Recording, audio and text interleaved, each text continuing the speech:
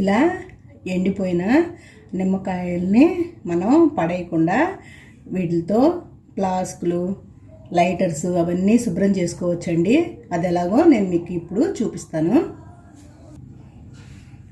వీటిని ఇలా కట్ చేసుకొని రసాన్ని ఒక గిన్నెలోకి తీసుకోవాలండి.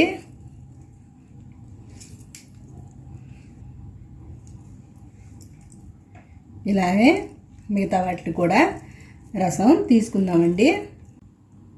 ఇప్పుడు ఈ నిమ్మరసంలో మనం వంట సోడాని కొద్దిగా వేసుకోవాలండి.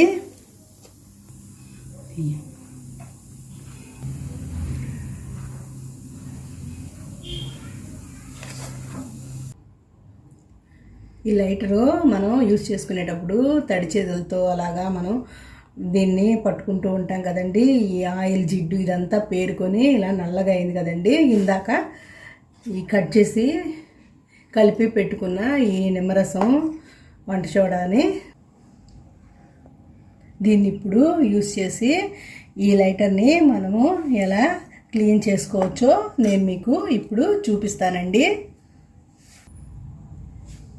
ఇలా ఒక చిన్న క్లాత్ని తీసుకొని దీనిలో ఇలాగా కలిపి దీనికి అప్లై చేయాలండి.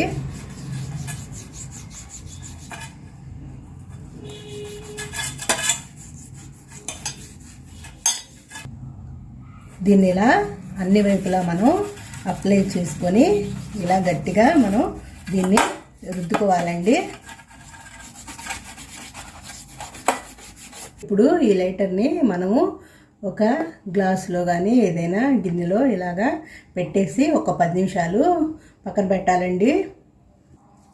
ఇప్పుడు దీన్ని మళ్ళీ శుభ్రంగా ఒకసారి ఇలా ఈ క్లాత్తోనే తుడిచేసుకొని మళ్ళీ వేరే పొడి క్లాత్తో తుడుచుకుందామండి. ఒక స్పూన్తో ఇలా పేరుకుపోయిన మట్టిని మనం శుభ్రంగా ఒకసారి తుడుచుకోవాలండి. చూసారు కదండి ఎంత కొత్త లైటర్ లాగా ఇది వచ్చిందో.